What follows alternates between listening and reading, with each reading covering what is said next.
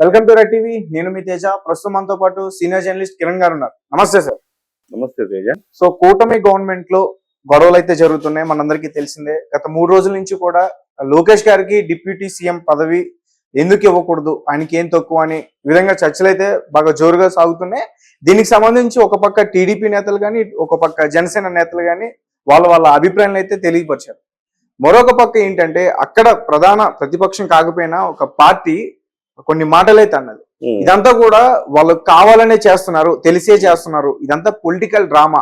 ప్రజలకి ఇచ్చిన హామీలు, ప్రజలకి ఏదైతే చెప్పిన పథకాలు, వాటన్నిటి నుంచి కూడా డైవర్ట్ చేయడానికి ఇలా పొలిటికల్ స్టంట్లు వేస్తున్నారని ఒక మాటలైతే కొన్ని వస్తున్నాయి. సో దానికి సంబంధించి మీరేం చెప్తారు? అంటే వాళ్ళకి ఫైనల్ గా అర్థమైంది, అయితే ఎర్ర పుష్పాలు అయ్యాము, వాళ్ళు ఒకటే, మనమే చివరికి ఎర్ర పుష్పాలు అయ్యాము అని చివరికి వాళ్ళకి అర్థమైనట్టుంది. అందుకే బాధా తప్త హృదయంతో ఈ మాటలు అంటున్నారు. సో ఇక్కడ మనం ఆలోచించాల్సింది ఏంటంటే, మరి వాళ్ళు మాటలు అనుకుంటున్నప్పుడు మధ్యలో మీరెందుకు అగ్గికి ఆజ్యం పోసినట్టుగా మీరెందుకు ఇన్వాల్వ్ అయ్యారు? అనేక మంది అంబటి రాంబాబు అని ఇంకొకళ్ళని పవన్ కళ్యాణ్ పట్ల అవ్యాజమైన ప్రేమను ప్రదర్శిస్తూ పవన్ కళ్యాణ్ తోపు తురుము అని చెప్పి ఇప్పుడు గుర్తొచ్చిందా మీకు? తోపు తురుము అని పవన్ కళ్యాణ్ గారు ఇంతకుముందు వరకు ఏం చేశారు? అసెంబ్లీ గేటు కూడా తాకనివ్వమని ఒక ఆవిడ, ఇంట్రుగా కూడా వేయగలేమని ఒక ఆయన. ఈ పిచ్చి ప్రేలాపనలు పేలినప్పుడు మీరు గుర్తురాలేదా పవన్ కళ్యాణ్ గొప్పతనం? ఇవ్వాలంటున్నారు, అయ్యా పవన్ కళ్యాణ్ చాలా గొప్పోడు అన్నయ్య, చిరంజీవి అన్నయ్య పవన్ కళ్యాణ్ చాలా గొప్పోడు అని చెప్తున్నాడు ఇవాళ అంబటి రాంబాబు. తర్వాత రోజా సంగతి ఏంటి? తర్వాత ఆ మార్గాని భరత్ ఏమంటున్నాడు? పవన్ కళ్యాణ్ దయ వల్ల మీరు తెలుగుదేశం పార్టీ గెలిచింది అంటున్నాడు. సో ఇంతకుముందు గుర్తురాలేదా మార్గాని భరత్కి?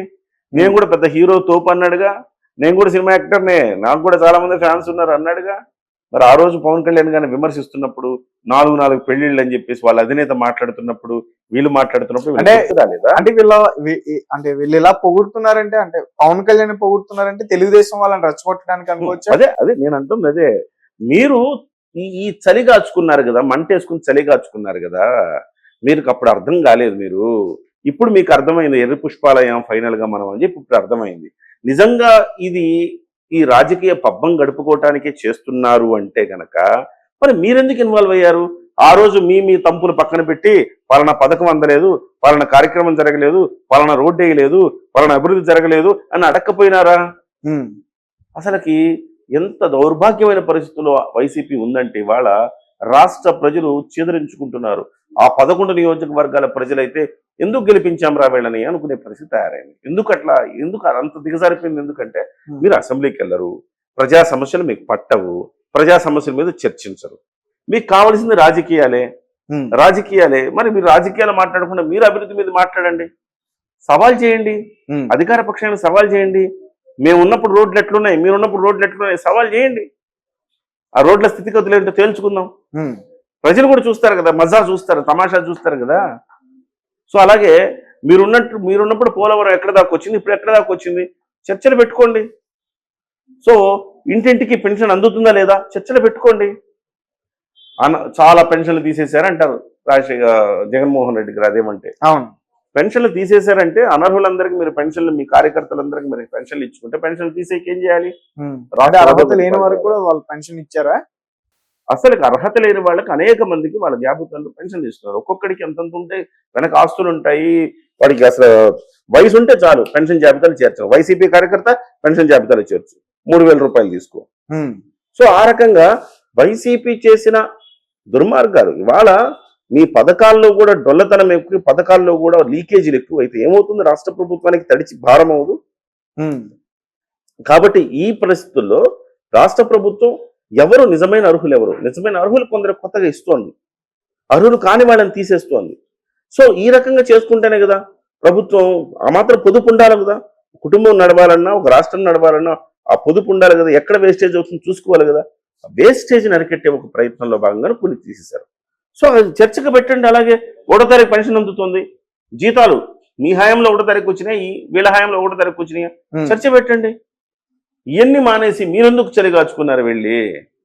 ఇప్పుడు మళ్ళీ దాంట్లో ఏమేమి మాట్లాడుతున్నారు? మార్గాని భరత్, అంబటి రాంబాబు వీళ్ళందరూ మాట్లాడుతున్నారు కదా, పవన్ కళ్యాణ్ గొప్ప అంటే ఒక రకంగా జన సైనికులు రెచ్చగొట్టి తర్వాత వీళ్ళతో కూడా మాట్లాడించి వాళ్ళతో మాట్లాడించి ఇద్దరి మధ్య తంపులు అయితే మనం తమాషా చూద్దాము, మనం హ్యాపీగా ఇద్దరు Elections హ్యాపీగా ముందు- ఉన్నామనే కదా. ఎలక్షన్స్ ముందు కూడా ఇదే రకమైన పరిస్థితి ఉన్నట్టుంది కదా సార్. ఎప్పటి నుంచో తెలుగుదేశం జనసేన కలవకూడదని శతదా ప్రయత్నం చేశారు, కలవనివ్వలేదు. చివరికి కలిశారు. కలిస్తే ఏం జరుగుతుందో వాళ్ళకి తెలుసు. కలిస్తే ఏం జరుగుతుందో చాలా స్పష్టత ఉంది. కలవకూడదు అని చెప్పేసి చాలా ప్రయత్నం చేశారు, అవన్నీ వర్కౌట్ అవ్వాల. ఎందుకు వర్కౌట్ అవ్వాలా? పవన్ కళ్యాణ్ అని ఒక వ్యక్తి ఎక్కడ తగ్గాలో తెలిసిన వ్యక్తి కాబట్టి ప్రతి చోట తానే తగ్గుతూ వ్యవస్థని నెగ్గిస్తూ, కూటమిని నెగ్గిస్తూ ఇవాళ నిజంగానే కూటమి విజయ దుందుపిచ్చే మోగించడానికి కారణభూతులయ్యాడు. ఇవాళ వాళ్ళు చూపించే ప్రేమ, పవన్ కళ్యాణ్ పట్ల చూపించే ప్రేమ, పాపం నిజంగా ప్రేమ చూపిస్తారని అనుకుంటారని వాళ్ళు అనుకుని ఆ రకంగా భ్రమపడి చేస్తున్నారు. ప్రజలందరూ మీ దొంగ ప్రేమలు, కపట నాటకాలు ప్రజలందరూ గుర్తించారు. కనీసం ఇప్పటికైనా వైఎస్ఆర్సీపీ చేయాల్సింది ఏంటి? నిజమైన ప్రతిపక్షం ఉండాల్సిన అవసరం ఉంది తేజ. ఎంత పెద్ద రాష్ట్రమైనా, ఏ దేశమైనా, రాష్ట్రమైనా, ఎవరైనా, ఎక్కడైనా నికార్సైన ప్రతిపక్షం ఉండాల్సిన అవసరం ఉంది. అవును, నికార్సైన ప్రతిపక్షం ఉంటే మాట్లాడగలుగుతుంది. ఇవాళ వాళ్ళకి మాట్లాడటానికి అవకాశం ఇవ్వట్లేదు ఈ ప్రభుత్వం. అది వాళ్ళ బాధ. తిరుమల వెళ్తే 6 చనిపోతే తిట్టడానికి అవకాశమే లేదే. పవన్ కళ్యాణ్ నేరుగా క్షమాపణ అడిగితే ఏం తిడతాం? ఇంకా జనంలో ఎక్కడికో వెళ్ళిపోయింది కూటమి ప్రభుత్వం. ఇంకేం తిట్టారు వీళ్ళు? అరే ఛాన్స్ మిస్ అయ్యామే అనుకుంటున్నారు. పబ్లిసిటీ మిస్ అయ్యారా? పబ్లిసిటీ మిస్ అయ్యారు, ఛాన్స్ మిస్ అయ్యారు. ఏమన్నా మనం అడుగుదామంటే అన్ని వాళ్ళే చేస్తున్నారు, వాళ్ళలో వాళ్ళే తిట్టేసుకుంటున్నారు. వాళ్ళల్లో ప్రభుత్వం ఇక్కడ తప్పు చేసిందంటే అంగీకరిస్తున్నారు. ఎస్, అంగీకరిస్తున్నారు. ఇక కొత్తగా వాళ్ళు అంగీకరించకపోతే నువ్వు ఏదైనా వాదనకు ఛాన్స్ ఉంటుంది. తెలుగుదేశం వాళ్ళు ఏమన్నారు? ఇందులో కుట్ర ఉంది అన్నారు. ఈ 6 చనిపోవడంలో కుట్ర ఉంది వైసీపీది అన్నారు. వైసీపీది కుట్ర ఉందనగానే వీళ్ళకి ఊపిరి లేసి వచ్చింది. ఆహా, మనల్ని అంటున్నారు కదా, ఇప్పుడు మనం కరెక్ట్గా మాట్లాడచ్చు, సో ఇప్పుడు దీన్ని రాజకీయంగా మలచచ్చు అని వీళ్ళు ప్రయత్నం చేసే లోపే పవన్ కళ్యాణ్ గారు వాళ్ళ ఆశల మీద నీళ్లు పోసి మా తప్పున్నా లేకపోయినా ప్రత్యక్షంగానైనా పరోక్షంగానైనా ఈ ప్రభుత్వం బాధ్యత తీసుకోవాల్సి వస్తుంది, సారీ చెప్పాడు. ఇంకేముంటుంది? సౌండ్ పోయింది వాళ్ళకి.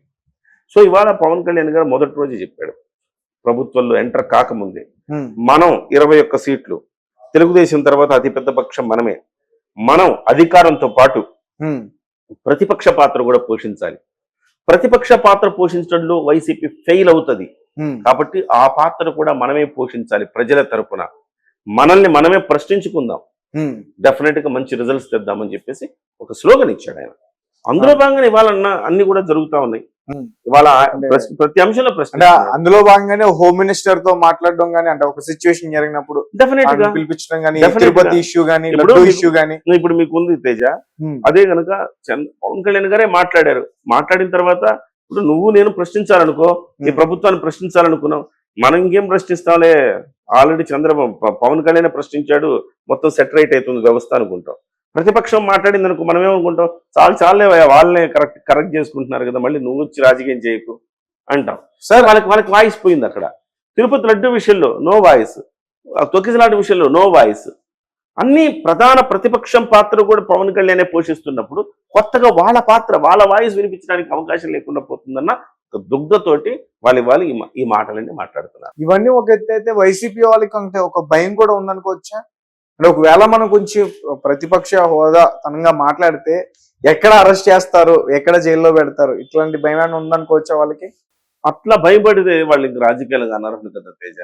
ఇప్పుడు ప్రజల పక్షాన్ని నువ్వు మాట్లాడితే అరెస్ట్ చేస్తారంటే, ఇక మీ ప్రభుత్వంలో ఎంతమంది మాట్లాడారు, మీరు అరెస్టులు చేశారు, కానీ భయపడ్డారా కూటమి నాయకులు? భయపడలేదు. విశాఖపట్నం వెళ్తే ఎంత గందరగోళం సృష్టించావు మీరు. పవన్ కళ్యాణ్ గారిని కనీసం కారు నుంచి బయటకు వచ్చి అభివాదం కూడా చేయకుండా మ్యాన్ హ్యాండలింగ్ చేశారు కదా ఆ రోజు మీరు. పవన్ కళ్యాణ్ గారిని ఒక హోటల్లో పెట్టి బంధించారు కదా మీరు. మరి ఇంత జరిగింది అప్పుడు, కానీ మాట్లాడకుండా ఉన్నారా? మరి మాకేదో జరుగుతుంది, మేము మాట్లాడితే వాళ్ళ మీద మా మీద కేసులు పెడతారు ఇలా అనుకున్నారనుకో, వాడు రాజకీయ నాయకుడికి అన్ఫిట్ కదా, ఆ పార్టీ రాజకీయాలకు అన్ఫిట్ కదా. సో అది ఇప్పుడు ఆ రాజకీయ పార్టీ అన్ఫిట్ అని జనం ఆల్రెడీ డిసైడ్ అయ్యారు. రాబోయే రోజుల్లో ప్రతిపక్ష వాళ్ళకి కూడా ఈ పార్టీ అర్హత లేదని డిసైడ్ చేస్తారు. సార్ అంటే ఇవన్నీ కాదు అసలు, అంటే ఈ డిప్యూటీ సీఎం ఆ పదవి లోకేష్ గారికి ఇవ్వాలన్న గొడవ, అసలు రాజేష్ మహాసేన గారికి తెలుగుదేశం పార్టీలో సభ్యత్వం ఉంది, ఎమ్మెల్యేగా టికెట్ ఇచ్చి మళ్ళీ వెనక్కి తీసుకున్నా గానీ ఆ పార్టీకి సంబంధించిన సభ్యత్వం అయితే అనుకుంది. జనసేనకి లేదు, అందుకనే అతను ఈ విధంగా మాట్లాడాడు అనే ఒక. జనసేనకి ఏం లేదు, జనసేన పార్టీలో అతనికి సభ్యత్వం లేదు అని ఎందుకుంటుంది అతనికి జనసేన పార్టీ? ఇవ్వలేదా లేకపోతే ఏంటి? జనసేన పార్టీ అలాంటి వాళ్ళని చేర్చుకోదు. ఫస్ట్ ఆఫ్ ఆల్ మీరు రాజేష్ మహాసేన చరిత్రను మీరు ఒకసారి చూడండి. అతని పర్సనల్ డీటెయిల్స్ లోకి వెళ్ళండి. నా యొక్క సిద్ధాంతాలకు కూటమిలో ఉన్న వాళ్ళే కదా సార్. అదే వినండి చెప్తున్నా. ఆయన పర్సనల్ థింగ్స్ లోకి వెళ్ళను. ఆయన మీద అనేక ఆరోపణలు ఉన్నాయి. నేను వెళ్ళను ఆయన పర్సనల్ థింగ్స్ లోకి. వ్యక్తిగత జీవితాన్ని నేను టచ్ చేయకూడదని నేను అనుకున్నాను. అది పద్ధతి కాదు. రాజకీయాలుగానే మాట్లాడుకున్నాం. సో ఆయన ఫస్ట్ ఏం చేశాడు? తెలుగుదేశం పార్టీని బండబూతులు తిట్టాడు, జనసేన పార్టీని బండబూతులు తిట్టాడు, జగన్ పక్షాన చేరాడు, జగన్ అధికారంలోకి వచ్చాడు. అవును, అధికారంలోకి వచ్చిన తర్వాత నాకు అది కావాలి ఇది కావాలని గొంతెమ్మ కోరికలు కోరాడు. జగన్మోహన్ రెడ్డి నువ్వు చేసిన పనికి ఇదే చాలు అని చెప్పి ఇవ్వాల్సింది ఇచ్చాడు. ఇచ్చిన తర్వాత ఆయనకి నచ్చలేదు, సాటిస్ఫై అవ్వలేదు. అవ్వకపోతే ఇంక మళ్ళీ జగన్మోహన్ రెడ్డి మీదనే బాణం ఎక్కువ పెట్టాడు. తన మీద తన కాన్ఫిడెన్స్ ఎక్కువ. నేను చెప్పేస్తే నా దళిత సోదరులందరూ వినేస్తారు అనుకుంటాడు. దళిత సోదరులు వాళ్ళు కూడా తెలివైన వాళ్ళే కదా. ఇవాళ ఈ దేశంలో ఎస్పెషల్లీ మన రాష్ట్రాల్లో ఎంటర్‌ప్రెన్యూర్‌షిప్ లో దళితులు అగ్రభాగాన ఉన్నారు. ఓకే. సో కమ్మలు, రెడ్లు వీళ్ళు స్వతహాగా వాళ్ళకున్న ఆస్తిపాస్తులతో ఎంటర్‌ప్రెన్యూర్‌షిప్లు అయితే ఇవాళ దళితులు అవకాశాలను అందిపుచ్చుకుని ఎంటర్‌ప్రెన్యూర్‌షిప్ లోకి దూకడానికి చాలా సిద్ధంగా ఉన్నారు. చాలా మంది చేస్తున్నారు కూడా. అలాగే దళితులు అన్ని రంగాల్లో ముందుకెళ్తున్నారు. ఐఏఎస్, ఐపీఎస్ ఈ రంగాల్లో ముందుకెళ్తున్నారు. ప్రతి విషయంలో దళితులు ముందంజ వేశారు. ఇవాళ బాగా అవేర్నెస్ పెరిగింది. మహాసేన రాజేష్ చెప్పేస్తే వినేసి అబ్బో మన మహాసేన రాజేష్ చెప్పారని అనుకునే పరిస్థితుల్లో దళితులు ఎవరు లేరు. ఇవాళ ఖచ్చితంగా చాలా తెలివిగా ఉన్నారు. తమకేం కావాలో తాము చాలా స్పష్టంగా నిర్దేశించుకోగలుగుతున్నారు. ఆ క్రమంలో తానేమంటాడంటే 17% మంది దళిత సోదరులు ఉన్నారు, వీళ్ళందరూ కూడా నా వెనకున్నారు అని భావిస్తాను. వీళ్ళందరూ నా వెనకున్నారు, నేనేం చెప్తే చేస్తాను అనుకుంటాను. అందుకే మీరు కూటమి ప్రభుత్వం పోటీ చేస్తున్న క్రమంలో ఆయన ఏమన్నారు? నేను నా వెనక 15% ఓట్లు ఉన్నాయి, నేను చెప్తే 15% మంది వింటారు. పవన్ కళ్యాణ్కి ఆ స్థాయిలో కూడా ఓట్లు లేవు. లాస్ట్ టైం ఆయనకు వచ్చింది 6%.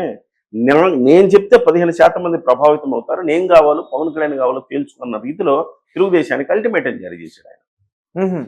సో అలాంటి వ్యక్తి తనను తాను చాలా గొప్పగా ఊహించుకుంటాడు. మనం టీవీ ముందు నిలబడి, కెమెరా ముందు నిలబడి 4 వీడియోలు చేసేస్తే అన్నా నువ్వు వీడియోలు బాగా చేస్తున్నావు అంటే నువ్వు గొప్ప నాయకుడు అయిపోతావా?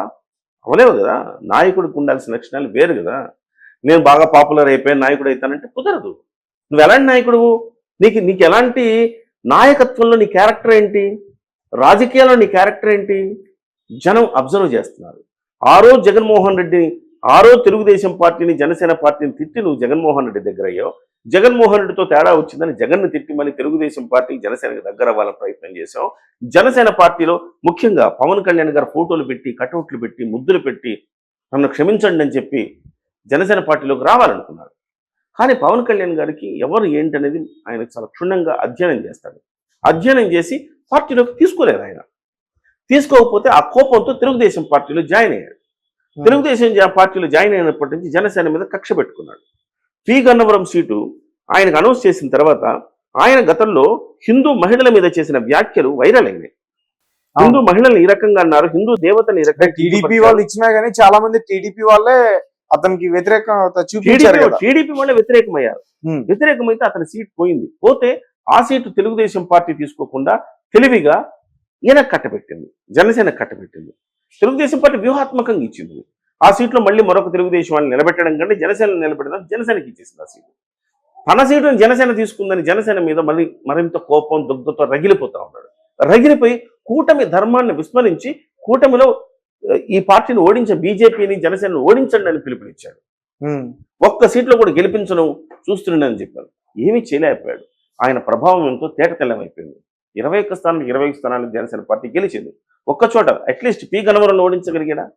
ఒక్కచోట ఓడించలేకపోయాడు కదా సార్. అంటే ఒక్కొక్క టైంలో అతని మీద ఎవరో దాడి చేస్తే పవన్ కళ్యాణ్ గారు డైరెక్ట్ గా కాల్ చేసి పవన్ కళ్యాణ్ గారు అతని మీద దాడి చేస్తే పవన్ కళ్యాణ్ గారు ఆ రోజు పవన్ కళ్యాణ్ గారికి చాలా మద్దతుగా మాట్లాడుతున్న క్రమంలో పవన్ కళ్యాణ్ గారు మన కోసం మద్దతుగా మాట్లాడుతున్నారు, వాళ్ళ మీద దాడి జరిగిందని ఫోన్లో మాట్లాడాడు. ఫోన్లో మాట్లాడినంత మాత్రాన మీరు గొప్పవాళ్ళు అయిపోరు కదా. పవన్ కళ్యాణ్ గారు అన్ని క్యారెక్టర్ మొత్తం సెట్ చేసుకున్నాడు.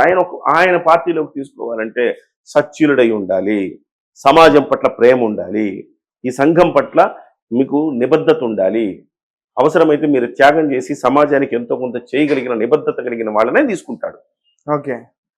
రాజేష్లో కనపడలేదు ఆయనకి, తిరిగి తీసుకున్నారు. ఏం చేశాడు రాజేష్ ఇప్పుడు తెలుగుదేశం పార్టీలో ఉండి? తెలుగుదేశం పార్టీలో ఉండి నెంబర్ 1 మిస్టేక్ జనసేన పార్టీని ఓడించమని పిలుపునివ్వటం. ఆ రోజే తెలుగుదేశం పార్టీ యాక్షన్ తీసుకోవాలి, కానీ తెలుగుదేశం పార్టీ యాక్షన్ తీసుకోవాలా. తీసుకోకపోక గిఫ్ట్ తిరిగి ఇంకొక గిఫ్ట్ ఇచ్చి కూర్చోబెట్టింది అక్కడ. ఇక్కడ వాళ్ళ మంగళగిరి కేంద్ర కార్యాలయంలో కూర్చోబెట్టి ప్రెస్ మీట్ పెట్టించింది. అంటే ఏంటి అర్థం? అంటే ఏంటి ఆ రోజు ప్రెస్ మీట్ లో రాజేష్ మహాసేన్ ఏం మాట్లాడాడు? అంటే ఆ రోజు వేరే విషయం మీద మాట్లాడించింది. అంటే దీనికి సంబంధం లేదు, వేరే విషయం మీద. అంటే నేనేమంటానంటే, మీరు కూటమికి నష్టం చేసిన వ్యక్తిని తీసుకొచ్చి మీరు పార్టీ ఆఫీసులో కూర్చోబెట్టి ప్రెస్ మీట్ పెట్టించడం కరెక్ట్ కాదు. నైతికంగా మీరు తప్పు చేస్తున్నారు తెలుగుదేశం పార్టీ వాళ్ళని చెప్పాను ఆ రోజు కూడా నేను. ఇవాళ ఇంకొక అడుగు ముందుకేసి ఏం చేశాడు? ఈ మొత్తం గందరగోళానికి కారణమయ్యాడు. మరి మీరు చర్యలు తీసుకోరా?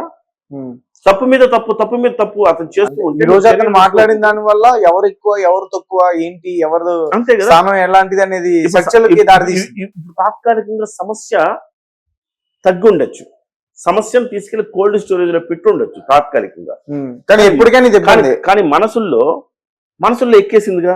ఎప్పటికైనా తెలుగుదేశం పార్టీ మా నాయకుడికి థ్రెట్టే, మా నాయకుడిని డైల్యూట్ చేయడానికి ట్రై చేస్తుందని వాళ్ళు, లేదు జనసేన వాళ్ళు ఎప్పటికైనా మనకి అనవసరం, మనకు అవసరం లేదు, మనకు సొంతంగా మెజార్టీ ఉందని వీళ్ళకి ఈ మనసుల్లో ఈ భావాలు రావడానికి కారణమైపోయాడు కదా. మరి తెలుగుదేశం పార్టీ చర్యలు ఏమైనా తీసుకుందా అంటే, మరి ఇప్పుడు అతని సభ్యత్వాన్ని పూర్తిగా రద్దు చేశారా? రద్దు ఎక్కడ చేశారు? ఏమీ చేయలేదు కదా. మళ్ళీ క్షమించండి అని అడిగి ఎన్నిసార్లు ఎంతమందిని క్షమించమని అడుగుతాడు ఆయన? నేను తప్పు అయిపోయింది క్షమించండి అని అడుగుతున్నాడు. ఎంత బూతు మాటలు మాట్లాడి జన సైనికుల్ని నోటితో ఉచ్చరించలేని మాటలు మాట్లాడాడు అతను. హిందూ మహిళల్ని నోటితో ఉచ్చరించలేని మాటలు మాట్లాడాడు. సో అలాంటి వ్యక్తి రాజకీయాల్లోకి వచ్చినప్పుడు నోటిని అదుపులో పెట్టుకోవాలి తేజ. మనం రాజకీయాల్లో ఉండాలి, ప్రజల్లో తిరగాలి, ప్రజలతో ఉండాలి మనం అనుకున్నప్పుడు నోటిని అదుపులో పెట్టుకోవాలి. అది తప్పినప్పుడు ఇలాంటి పరిణామాలు ఎదురవుతాయి. వచ్చిన సీటు పోతుంది. ఇవాళ ఇంకో అడుగు ముందుకేసి ఈ గొడవకు కారణమయ్యాడు. తెలుగుదేశం పార్టీ చర్య తీసుకుని తన నిబద్ధతను నిరూపించుకోమని చెప్తున్నాను నేను.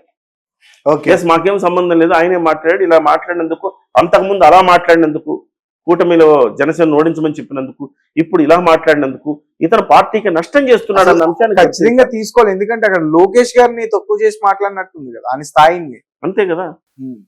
సో ఆయన ఏంటంటే ఆయన సీఎం స్థాయి అయింది ఇప్పుడే, అనధికారికంగా సీఎం. వాళ్ళ నాన్నగారు అంటే ఇంకా ఆయన కూడా ఆ స్థాయిలోనే ఉన్నట్టు లెక్క.